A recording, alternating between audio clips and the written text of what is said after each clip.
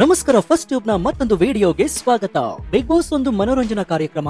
ಆದ್ರೆ ಈ ಬಾರಿ ಈ ಮನೆಯೊಳಗೆ ನಡೆದ ಒಂದು ಘಟನೆ ಇಡೀ ರಾಜ್ಯವನ್ನೇ ನಡುಗಿಸ್ತಾ ಇದೆ. ಕೇವಲ ಮನೋರಂಜನೆಯ ಕೇಂದ್ರವಾಗಿದ್ದಂತಹ ಬಿಗ್ ಬಾಸ್ ಮನೆಯು ಈಗ ಕಾನೂನು ಕ್ರಮ ಮತ್ತು ಪೊಲೀಸ್ ತನಿಖೆಯ ಕೇಂದ್ರವಾಗಿ ಮಾರ್ಪಟ್ಟಿದೆ. ಬಿಗ್ ಬಾಸ್ ಇತಿಹಾಸದಲ್ಲೇ ಕೇಳರಿಯದ ಒಂದು ಘಟನೆಗೆ ಈ ಸೀಸನ್ ಸಾಕ್ಷಿಯಾಗಿದೆ. ಸುದ್ದಿ ಏನಂದ್ರೆ ಅಶ್ವಿನಿ ಗೌಡ ಅವರನ್ನ ಪೊಲೀಸರು ರಾತ್ರೋರಾತ್ರಿ ಬಿಗ್ ಬಾಸ್ ಮನೆಯಿಂದ ಅರೆಸ್ಟ್ ಮಾಡಿದ್ದಾರೆ. ಈ ಅರೆಸ್ಟ್ ಸುಮ್ಮನೆ ಆಗಿಲ್ಲ, ಅವರ ಮೇಲೆ ಗಂಭೀರ ಸ್ವರೂಪದ ಕೇಸ್ಗಳು ದಾಖಲಾಗಿವೆ. ಅದರಲ್ಲೂ ಮುಖ್ಯವಾಗಿ ಸ್ಪರ್ಧಿ ರಕ್ಷಿತಾ ಅವರಿಗೆ ಅಶ್ವಿನಿ ಗೌಡ ಬಳಸಿದಂತಹ ಎಸ್ ಕ್ಯಾಟಗರಿ ಎಂಬ ಪದವು ವಿವಾದದ ಸುಂಟರ ಗಾಳಿಯನ್ನೇ ಸೃಷ್ಟಿ ಮಾಡಿದೆ. ಈ ಎಸ್ ಕ್ಯಾಟಗರಿಯ ನಿಜವಾದ ಮತ್ತು ಗಂಭೀರವಾದ ಅರ್ಥವೇನು ಎಂದು ತಿಳಿದ್ರೆ ನೀವು ಕೂಡ ಖಂಡಿತವಾಗಿಯೂ ಕೂಡ ಶಾಕ್ ಆಗ್ತೀರಾ. ಅಶ್ವಿನಿ ಗೌಡ ಅವರ ಮೇಲೆ ಹೈಕೋರ್ಟ್ ವಕೀಲರು ದಾಖಲಿಸಿರುವಂತಹ ಕೇಸ್ನ ಸ್ವರೂಪವೇನು, ಈ ಆರೋಪ ಸಾಬೀತಾದ್ರೆ ಅವರಿಗೆ ಎಷ್ಟು ವರ್ಷ ಜೈಲು ಶಿಕ್ಷೆ ಆಗಬಹುದು, ಅಶ್ವಿನಿ ಗೌಡರ ಈ ಹಿಂದಿನ ಜೀವನ ಮತ್ತು ವಿವಾದಾತ್ಮಕ ಮುಖವನ್ನ ಅವರ ಮಾಜಿ ಪತಿಯೇ ಹೇಗೆ ಬಿಚ್ಚಿಟ್ಟಿದ್ದಾರೆ, ಪೊಲೀಸರು ಅರೆಸ್ಟ್ ಮಾಡಲು ಬಂದಾಗ ಅಹಂಕಾರಿ ಅಶ್ವಿನಿ ಗೌಡರ ಪ್ರತಿಕ್ರಿಯೆ ಹೇಗಿತ್ತು, ಈ ಎಲ್ಲಾ ರೋಚಕ ಮಾಹಿತಿಯನ್ನ ಹಾಗೂ ಗಂಭೀರ ವಿವರವನ್ನ ಈ ವಿಡಿಯೋದಲ್ಲಿ ನೋಡೋಣ. ಆದ್ರೆ ಅದಕ್ಕೂ ಮುನ್ನ ಈ ವಿಚಾರದಲ್ಲಿ ದುರಹಂಕಾರಿ ಅಶ್ವಿನಿ ಅವರಿಗೆ ಸರಿಯಾದ ಶಿಕ್ಷೆ ಆಗ್ಬೇಕು ಅಂತ ನೀವು ಭಾವಿಸಿದ್ರೆ ದಯವಿಟ್ಟು ಈ ವಿಡಿಯೋಗೆ ಲೈಕ್ ಕೊಟ್ಟು ಎಸ್ ಅಂತ ಕಮೆಂಟ್ ಮಾಡಿ. ಜೊತೆಗೆ ಅವರಿಗೆ ಶಿಕ್ಷೆ ಆಗ್ಬಾರ್ದು ಅಂತ ನಿಮ್ಗನ್ಸಿದ್ರೆ ನೋ ಅಂತ ಕಮೆಂಟ್ ಮಾಡಿ.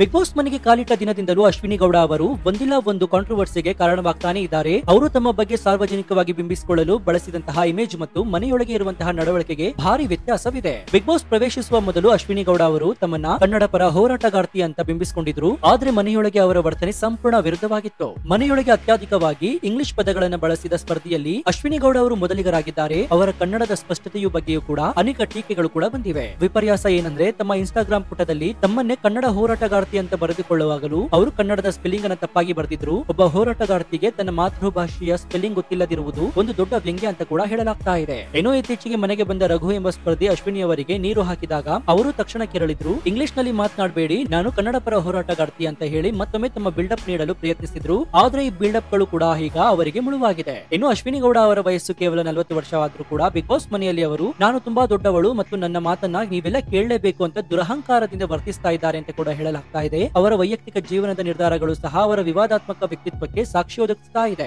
ಅಶ್ವಿನಿ ಗೌಡ ಅವರು ಕೇವಲ 17ನೇ ವಯಸ್ಸಿಗೆ ಮದುವೆಯಾಗಿ 19ನೇ ವಯಸ್ಸಿಗೆ ಮಗನಿಗೆ ಜನ್ಮ ನೀಡ್ತಾರೆ. 30ನೇ ವಯಸ್ಸಿಗೆ ಅವರು ತಮ್ಮ ಪತಿಗೆ ವಿಚ್ಛೇದನವನ್ನು ನೀಡ್ತಾರೆ. ಅಶ್ವಿನಿ ಗೌಡ ಅವರ ಮಾಜಿ ಪತಿಯೇ ಅವರ ಅಸಲಿ ಮುಖವನ್ನ ಬಹಿರಂಗಪಡಿಸಿದ್ದಾರೆ. ಬಿಗ್ ಬಾಸ್ ಮನೆಯಲ್ಲಿ ಜನರು ಅಶ್ವಿನಿ ಅವರ ದುರಹಂಕಾರ ಆಟ ನೋಡಿ ಬಿಗ್ ಬಾಸ್ ಮನೆಯಲ್ಲಿಯೇ ಅವರನ್ನ ಸಹಿಸಿಕೊಳ್ಳಲು ಆಗ್ತಾ ಇಲ್ಲ, ಇವರ ಗಂಡನ ಪಾಡು ಹೇಗಿರ್ಬೇಡ ಅಂತ ಆಡಿಕೊಳ್ತಾ ಇದ್ದಾರೆ ಎಂಬಂತಹ ಸುದ್ದಿಗಳು ಕೂಡ ಹರಿದಾಡ್ತಾ ಇದೆ. ಮಾಜಿ ಪತಿ ನೀಡಿದ ಹೇಳಿಕೆಗಳು ಮನೆಯೊಳಗೆ ಅಶ್ವಿನಿ ಅವರ ನಡವಳಿಕೆ ಅವರ ವೈಯಕ್ತಿಕ ಜೀವನದ ವಿವಾದಾತ್ಮಕ ಅಂಶಗಳಿಗೆ ಹೇಗೆ ಸಂಬಂಧಿಸಿದೆ ಎಂಬುದನ್ನು ಬಿಚ್ಚಿಟ್ಟಿದೆ. ಇನ್ನು ಬಿಗ್ ಬಾಸ್ ಮನೆಯೊಳಗೆ ಅಶ್ವಿನಿ ಗೌಡ ಅವರ ಪರವಾಗಿ ನಿಂತು ಅವರು ಏನೇ ತಪ್ಪು ಮಾಡಿದ್ರು ಅದಕ್ಕೆ ತಾಳ ಹಾಕಿ ಬೆಂಬಲಿಸ್ತಾ ಇರುವಂತಹ ಪಾತ್ರವನ್ನ ಜಾನ್ವಿ ಅವರು ನಿರ್ವಹಿಸ್ತಾ ಇದ್ದಾರೆ. ಇಡೀ ಮನೆಯಲ್ಲಿ ವಿವಾದಗಳು ಶುರುವಾಗಲು ಈ ಇಬ್ಬರ ಮೈತ್ರಿ ಕೂಡ ಪ್ರಮುಖ ಕಾರಣವಾಗಿತ್ತು. ಬಿಗ್ ಬಾಸ್ ಗೆ ಬರುವುದು ಒಳ್ಳೆಯ ಹೆಸರನ್ನ ಪಡೆಯಲು, ಆದ್ರೆ ಅಶ್ವಿನಿ ಗೌಡ ಅವರು ತಮ್ಮ ಇದ್ದ ಹೆಸರನ್ನ ಹಾಳು ಮಾಡ್ಕೊಳ್ತಾ ಇದ್ದಾರೆ. ಇನ್ನು ಅಶ್ವಿನಿ ಗೌಡರ ಬಂಧನಕ್ಕೆ ಕಾರಣವಾದಂತಹ ಪ್ರಮುಖ ಘಟನೆ ನಡೆದಿರುವುದು ಸ್ಪರ್ಧಿ ರಕ್ಷಿತಾ ಅವರ ವಿಚಾರದಲ್ಲಿ. ಕಳೆದ ವಾರ ಅಶ್ವಿನಿ ಗೌಡ ಮತ್ತು ಜಾನ್ವಿ ಇಬ್ಬರು ಕೂಡ ಸೇರಿ ಇಡೀ ರಾತ್ರಿ ಗೆಜ್ಜೆಯನ್ನ ಅಲ್ಲಾಡಿಸಿ ಉಳಿದ ಸ್ಪರ್ಧಿಗಳಿಗೆ ನಿದ್ದೆ ಮಾಡಲು ಬಿಡದೆ ಡಿಸ್ಟರ್ಬ್ ಮಾಡ್ತಾ ಇದ್ರು. ಅದನ್ನ ಪ್ರಶ್ನಿಸಲು ಮುಂದಾದಂತಹ ರಕ್ಷಿತಾ ವಿರುದ್ಧ ಅಶ್ವಿನಿ ಗೌಡ ಜಗಳಕ್ಕೆ ನಿಲ್ತಾರೆ. ಈ ಜಗಳದ ತೀವ್ರತೆಯಲ್ಲಿ ಅಶ್ವಿನಿ ಗೌಡರ ದುರಹಂಕಾರ ಅತಿರೇಕಕ್ಕೆ ಹೋಗುತ್ತೆ. ಅವರು ರಕ್ಷಿತಾಳ ಬಳಿ ಬಂದು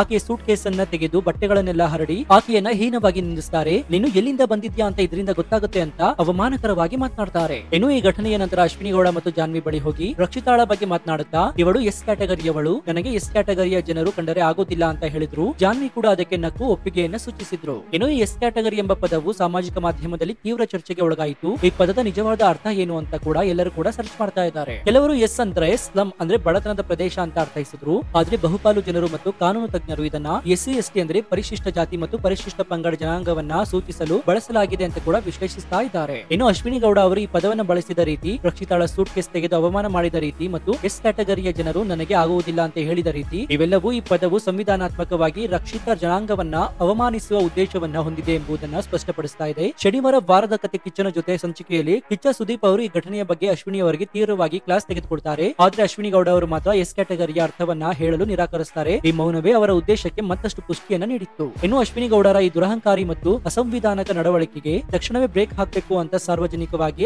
ಆಕ್ರೋಶ ಕೂಡ ವ್ಯಕ್ತವಾಯಿತು. ಇದರ ಪರಿಣಾಮವಾಗಿ ಈ ಪ್ರಕರಣಕ್ಕೆ ಕಾನೂನು ತಿರುವು ಕೂಡ ಸಿಕ್ಕಿದೆ. ಬೆಂಗಳೂರಿನ ಪ್ರತಿಷ್ಠಿತ ಹೈಕೋರ್ಟ್ ಲಾಯರ್ ಈ ವಿವಾದವನ್ನು ಗಂಭೀರವಾಗಿ ತೆಗೆದುಕೊಂಡಿದ್ದಾರೆ. ಅವರು ನೇರವಾಗಿ ಬಿಡದಿ ಪೊಲೀಸ್ ಠಾಣೆಯಲ್ಲಿ ಅಶ್ವಿನಿ ಗೌಡರ ಮೇಲೆ ಕೇಸನ್ನು ದಾಖಲಿಸಿದ್ದಾರೆ. ದೂರು ಕೇವಲ ಅಶ್ವಿನಿ ಗೌಡರ ಮೇಲೆ ಮಾತ್ರ ದಾಖಲಾಗಿಲ್ಲ. ಅಶ್ವಿನಿ ಗೌಡ ಮುಖ್ಯ ಆರೋಪಿಯಾಗಿರ್ತಾರೆ. ಅಶ್ವಿನಿ ಗೌಡರ ಮಾತುಗಳಿಗೆ ಯಾವುದೇ ಕ್ರಮ ಕೈಗೊಳ್ಳದೆ ಅದನ್ನ ಪ್ರಸಾರ ಮಾಡಿದ್ರಿಂದ ಬಿಗ್ ಬಾಸ್ ನಿರ್ದೇಶಕರ ಮೇಲೂ ಕೂಡ ಕೇಸ್ ದಾಖಲಾಗಿದೆ. ಇನ್ನು ಕಾರ್ಯಕ್ರಮದ ಒಟ್ಟಾರೆ ಜವಾಬ್ದಾರಿಯನ್ನು ವಹಿಸಿಕೊಂಡಿರುವ ಕಾರಣಕ್ಕೆ ಬಿಗ್ ಬಾಸ್ ಮುಖ್ಯಸ್ಥರ ಮೇಲೂ ಕೂಡ ಕೇಸ್ ದಾಖಲಿಸಲಾಗಿದೆ. ಹಾಗಾದ್ರೆ ಈ ಕೇಸ್ ನ ಸ್ವರೂಪ ಹೇಗಿರುತ್ತೆ? ಅಶ್ವಿನಿ ಗೌಡ ಅವರ ಮೇಲೆ prevention of atrocity act section 153 ಅಡಿಯಲ್ಲಿ ಕೇಸ್ ದಾಖಲಾಗಿದೆ. ಅಟ್ರಾಸಿಟಿ ಕೇಸ್ ಅಂದ್ರೆ ಇದು ದೇಶದಲ್ಲಿ ಅತ್ಯಂತ ಪ್ರಮುಖವಾದ ಮತ್ತು ಗಂಭೀರವಾದ ಕ್ರಿಮಿನಲ್ ಮೊಕದ್ದಮೆಯಾಗಿದೆ. ಈ ಕೇಸ್ ಜಾಮೀನು ರಹಿತವಾದದ್ದು ಮತ್ತು ತಕ್ಷಣದ ಬಂಧನಕ್ಕೆ ಅವಕಾಶ ಕೂಡ ನೀಡುತ್ತದೆ. 153A ಸೆಕ್ಷನ್ ಅಂದ್ರೆ ಅಟ್ರಾಸಿಟಿ ಆಕ್ಟ್ ಜೊತೆಗೆ ಸೆಕ್ಷನ್ 153A ಅಂದ್ರೆ ಧರ್ಮ, ಜನಾಂಗ, ಹುಟ್ಟಿದ ಸ್ಥಳ, ಭಾಷೆ ಇತ್ಯಾದಿ ಆಧಾರದ ಮೇಲೆ ವಿವಿಧ ಗುಂಪುಗಳ ನಡುವೆ ದ್ವೇಷವನ್ನು ಉತ್ತೇಜಿಸುವ ಅಡಿಯಲ್ಲೂ ಕೂಡ ಕೇಸ್ ದಾಖಲಿಸಲಾಗಿದೆ. ಇನ್ನು ಕೇಸ್ನ ಗಂಭೀರತೆಯನ್ನು ಅರಿತಂತಹ ಪೊಲೀಸರು ತಕ್ಷಣವೇ ಕ್ರಮವನ್ನು ಕೈಗೊಂಡಿದ್ದಾರೆ. ಯಾವುದೇ ತಡ ಮಾಡದೆ ಸೀದಾ ಬಿಗ್ ಬಾಸ್ ಮನೆಯ ಬಾಗಿಲು ತಟ್ಟಿದ್ದಾರೆ. ಇದು ಇಡೀ ಮನೆಯೊಳಗೆ ಕೂಡ ಆತಂಕವನ್ನ ಸೃಷ್ಟಿ ಮಾಡಿದೆ. ಇನ್ನು ರಾತ್ರೋರಾತ್ರಿ ಅಶ್ವಿನಿ ಗೌಡರನ್ನ ಪೊಲೀಸರು ಬಂಧಿಸಿ ನೇರವಾಗಿ ಬಿಡದಿ ಪೊಲೀಸ್ ಠಾಣೆಗೆ ಕರೆದೊಯ್ದಿದ್ದಾರೆ ಅಂತ ಹೇಳಲಾಗ್ತಾ ಇದೆ. ಇನ್ನು ಅರೆಸ್ಟ್ ಆಗಿ ಹೋಗುವಾಗಲೂ ಅಶ್ವಿನಿ ಗೌಡರ ಮುಖದಲ್ಲಿ ಯಾವುದೇ ಪಶ್ಚಾತ್ತಾಪವಾದಂತಹ ಭಾವವಿರಲಿಲ್ಲ.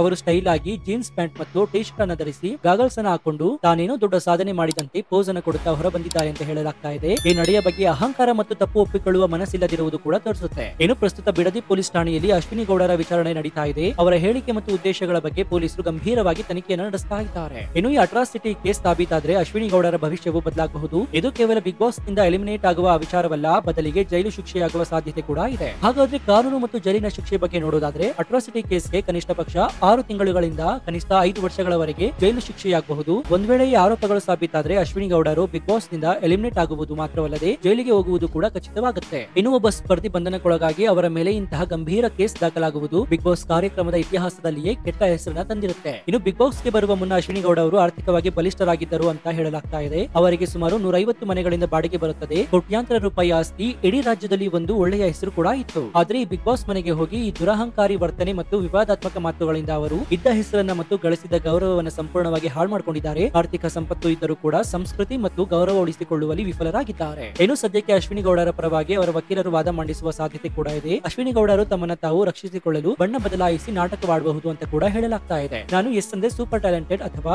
ಸುಪೀರಿಯಾರಿಟಿ ಅಂತ ಅಷ್ಟೇ ಹೇಳಿದ್ದು, ಬೇರೆ ಯಾವುದೇ ಕೆಟ್ಟ ಅರ್ಥ ಅಲ್ಲ. ಹೀಗಂತ ನಾಟಕವಾಗಿ ಕಥೆಯನ್ನ ಕಟ್ಟಿ ನ್ಯಾಯಾಲಯದ ಕಣ್ಣಿಗೆ ಮಣ್ಣೆರಚಲು ಕೂಡ ಪ್ರಯತ್ನಿಸಬಹುದು. ಈ ರೀತಿಯಾಗಿ ಅವರು ತಮ್ಮ ಉದ್ದೇಶವನ್ನ ಸಾಬೀತುಪಡಿಸುವಲ್ಲಿ ವಿಫಲರಾದ್ರೆ ಅವರಿಗೆ ಯಾವುದೇ ಶಿಕ್ಷೆ ಆಗದೆ ಉಳಿಯಬಹುದು. ಆದ್ರೆ ಅವರ ಈ ಹಿಂದಿನ ವರ್ತನೆಯನ್ನ ಮತ್ತು ರಕ್ಷಿತಾಳ ಸೂಟ್ ಕೇಸ್ ವಿವಾದವನ್ನು ಪರಿಗಣಿಸಿದರೆ ಅವರ ವಾದಕ್ಕೆ ಮಾನ್ಯತೆ ಸಿಗುವುದು ಕಷ್ಟಕರ. ಇನ್ನು ಈ ಬಾರಿಯ ಬಿಗ್ ಬಾಸ್ ಆರಂಭದಿಂದಲೇ ವಿವಾದಗಳಿಂದ ಕೂಡಿದೆ. ಮೊದಲು ಪೊಲ್ಯೂಷನ್ ಬೋರ್ಡ್ ನಿಂದ ನಿರ್ಮಾಣದ ವಿಚಾರವಾಗಿ ಸುದ್ದಿ ಮಾಡಿತ್ತು. ಈಗ ಅಶ್ವಿನಿ ಗೌಡರ ಕಾರಣಕ್ಕಾಗಿ ಈ ನಕಾರಾತ್ಮಕ ಸುದ್ದಿಯಲ್ಲಿ ಸಿಲುಕಿದೆ. ಕೇವಲ 30 ದಿನದಲ್ಲಿ ಇಷ್ಟೊಂದು ಅವಾಂತರಗಳಾದರೆ 100 ದಿನಗಳ ಈ ಕಾರ್ಯಕ್ರಮ ಮುಗಿಯುವಷ್ಟರಲ್ಲಿ ಇನ್ನೆಂತಹ ಘಟನೆಗಳು ನಡೆಯುತ್ತವೋ ಅಂತ ಕಾದು ನೋಡಬೇಕಾಗಿದೆ. ನಿಮ್ಮ ಪ್ರಕಾರ ಈ ಇಡೀ ವಿವಾದದಲ್ಲಿ ಅಶ್ವಿನಿ ಗೌಡರಿಗೆ ಜೈಲು ಶಿಕ್ಷೆಯಾಗಬೇಕಾ? ಒಂದು ಸಾರ್ವಜನಿಕ ವೇದಿಕೆಯಲ್ಲಿ ಇಂತಹ ಸೂಕ್ಷ್ಮ ಪದಗಳನ್ನು ಬಳಸಿ ಸಮಾಜದಲ್ಲಿ ದ್ವೇಷವನ್ನ ಹರಡಿಸಲು ಪ್ರಯತ್ನಿಸುವವರಿಗೆ ಕಾನೂನು ಕ್ರಮ ಕೈಗೊಳ್ಳಬೇಕಾ ಅಥವಾ ಇದನ್ನ ಕೇವಲ ಒಂದು ಆಟದ ಭಾಗವೆಂದು ಪರಿಗಣಿಸಬೇಕಾ? ನಿಮ್ಮ ಅನಿಸಿಕೆ ಏನು ಅಂತ ಕಮೆಂಟ್ ಮಾಡಿ ಹಾಗೂ ವಿಡಿಯೋಗೆ ಲೈಕ್ ಕೊಡಿ. ಜೊತೆಗೆ ನೀವಿನ್ನೂ ನಮ್ಮ ಚಾನೆಲ್ ಅನ್ನ ಸಬ್ಸ್ಕ್ರೈಬ್ ಮಾಡ್ಕೊಂಡಿಲ್ಲ ಅಂದ್ರೆ ಈ ಕೂಡಲೇ ಸಬ್ಸ್ಕ್ರೈಬ್ ಮಾಡ್ಕೊಂಡು ಪಕ್ಕದಲ್ಲಿರುವಂತಹ ಬೆಲ್ ಐಕಾನ್ ಅನ್ನು ಪ್ರೆಸ್ ಮಾಡಿ. ಇದರಿಂದ ನಾವು ಹಾಕುವ ಹೊಸ ವಿಡಿಯೋಗಳ ನೋಟಿಫಿಕೇಶನ್ ಮೊದಲು ನಿಮಗೆ ಸಿಗುತ್ತೆ. ಇದಾಗಿತ್ತು ಈ ಕ್ಷಣದ ವಿಶೇಷ. ನೋಡ್ತಾ ಇರಿ ಫಸ್ಟ್ ಟ್ಯೂಬ್ ಕನ್ನಡ. ಧನ್ಯವಾದ.